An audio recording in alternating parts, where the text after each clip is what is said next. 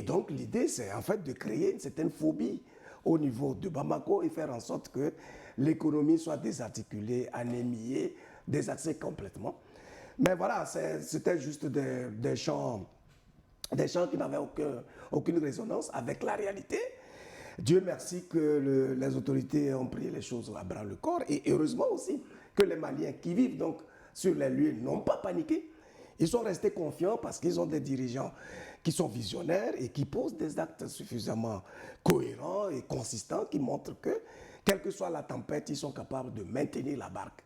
Et puis donc, avec la sortie du ministre Diop des Affaires étrangères et son collègue de la communication, nous nous rendons compte qu'en fait, il n'y a absolument rien. En tout cas, c'était déjà notre conviction. Mais ils ont bien fait de rectifier le tir et de montrer que ces médias-là, propagandistes, qui ont pour mission, en fait, de donner l'impression que les pays de l'AES ne sont capables d'aucune cohérence, d'aucune consistance dans leur leadership, sont en train de se ridiculiser tout simplement et de montrer à quel point ils sont de mauvaise foi et ils n'exécutent qu'un agenda politique qui est assumé justement par les puissances impérialistes. Luc Avaki qui est dans la chaleur au studio, une petite panne de foi qui va être réglée d'une minute à l'autre, Excellence. Où est-ce que ces folles rumeurs ont pris naissance? Le porte-parole de la diplomatie russe indique que c'est une vaste campagne de déstabilisation coordonnée depuis l'extérieur. Oui, je dois avouer, c'est malheureux à dire parce que nous sommes ici tous des hommes de la presse, mais c'est malheureux à dire que les médias français posent un problème planétaire à la conscience humaine. Parce que ce qui se passe est impensable, c'est incroyable. Mais c'est malheureux à dire que les médias français posent un problème planétaire à la conscience humaine. Parce que ce qui se passe est impensable, c'est incroyable. De la même manière qu'ils s'entêtent à envoyer des milliers et des milliers de jeunes Ukrainiens à la mort par bêtise. On leur dit l'Ukraine ne tient pas, c'est les médias français qui trouvent que l'Ukraine tient, il faut aller, la victoire est là. De la même manière, ils organisent eux-mêmes des actes terroristes pour empêcher que le carburant arrive au Mali. Et ils se prévalent de ces actes terroristes qu'ils ont organisés pour annoncer triomphalement la mort du Mali. Et comment le Mali doit mourir? Il doit être saucissonné. Ça, c'est une spécialité française. Couper les pays africains en petits morceaux. Ils ont essayé avec le Biafra. Je l'ai dit ici. Je l'ai rappelé plusieurs fois. Les Nigérians font semblant de ne pas entendre. Aujourd'hui, le problème du Biafra ressurgit de plus en plus avec les mêmes acteurs. Donc, les médias français qui ont fabriqué l'intox sur le Mali posent un sérieux problème à la conscience planétaire. Ils posent un sérieux problème au métier de journaliste. Non, c'est des faits qu'ils ont organisés eux-mêmes. Ils étaient sûrs de la victoire. Ils ont organisé eux-mêmes. Il n'y a pas de carburant, le GNIM va attaquer. Attends, s'il n'y a pas de carburant, le GNIM attaque. Mais ça veut dire que les militaires même ne peuvent pas aller au front si tes camions ne roulent pas, si tes chars ne roulent pas. Comment tu vas au front? Donc, ils ont organisé tout exprès. Alors, quand on dit que Pokrovsk est encerclé, ils disent Bamako est encerclé. Tu vois le parallèle qu'ils font. C'est-à-dire que pour eux, on ne peut pas encercler Pokrovsk, on ne peut pas toucher aux Ukrainiens, c'est des saints, c'est des blancs. Alors Bamako, c'est des nègres. Bamako est encerclé.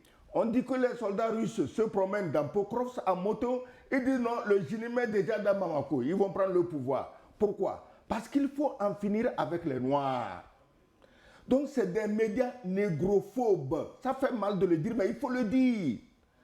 Si on ne le dit pas aujourd'hui, on va le dire quand? C'est de la négrophobie.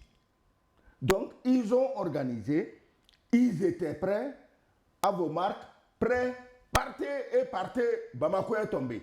Mais Luc Avaki, pourquoi les autorités maliennes n'ont pas vu venir cette nouvelle guerre informationnelle? Quelles sont les réponses immédiates qu'elles ont pu donner, ces autorités maliennes, pour démentir, dégonfler cette bulle mensongère? Non, Ils auraient pu faire ça avant, non? Ils auraient dû faire ça avant. Parce que tu sais, c'est ça le problème de nous les Africains. On croit aux sentiments. Ah non, laissez, ils vont finir par comprendre, ils vont nous laisser en paix. Non, si tu veux qu'ils vous laissent en paix, dis-leur que ton or, c'est désormais cadeau, ton coton, c'est cadeau, ton machin, c'est cadeau. C'est la seule condition. Dire que non, ils vont comprendre, ils vont vous laisser en paix, c'est que tu n'as absolument rien compris de ce qui se fait. Ils sont habitués à vivre gratis sur le dos des Noirs depuis au moins 500 ans. Et toi, aujourd'hui, tu crois qu'ils vont changer? Ils vont changer et vivre comment? Ils vont vivre comment? Et croient que quoi? Qu'on va retourner encore à amener des Français qui passent le temps dans les bordels à Bamako? Ils croient qu'on est à ça? Ils croient que vraiment le Mali est à ça?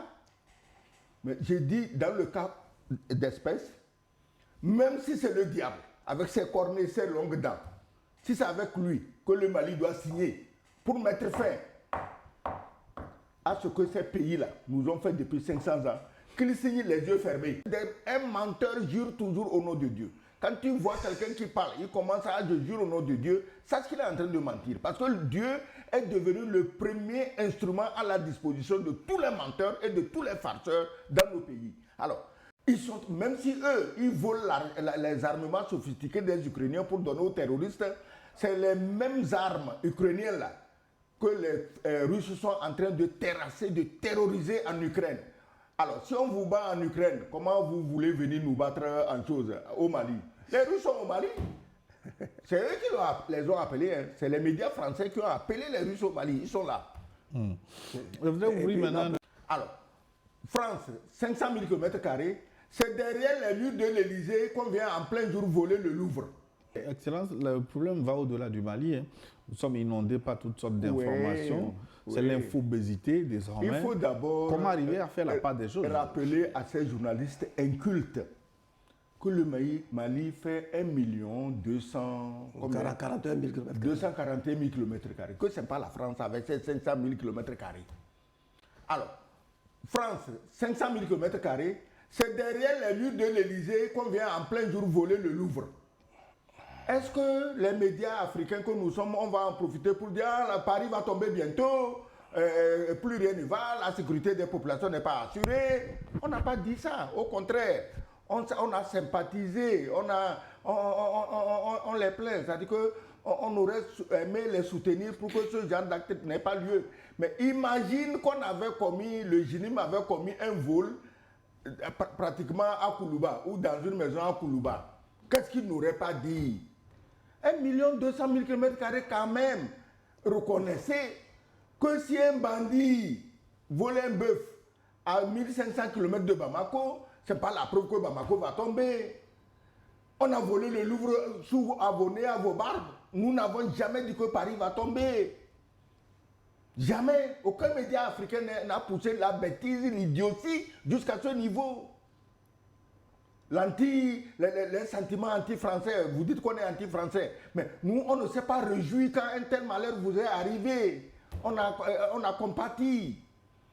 Vous n'êtes pas anti-africain, mais c'est vous qui envoyez les terroristes tous les jours, c'est vous qui faites leur communication, c'est vous qui les louez comme des dieux. Et vous croyez que quand les califats seront créés, les Français seront les bienvenus. Vous ne savez pas ce qui vous attend. Gilles, avant qu'une force étrangère, terroriste, ne prenne Bamako, je te garantis qu'une force étrangère aura pris Paris. Parce qu'ils ne sont pas à l'abri. On peut créer la guerre partout. C'est tellement facile de créer la guerre aujourd'hui. Ah ben oui. Au lieu de souhaiter la chute de Bamako, là, ils n'ont qu'à faire attention, c'est Paris qui va tomber. Il n'y aura plus d'Africains pour aller se battre pour libérer la France. Il n'y en aura plus.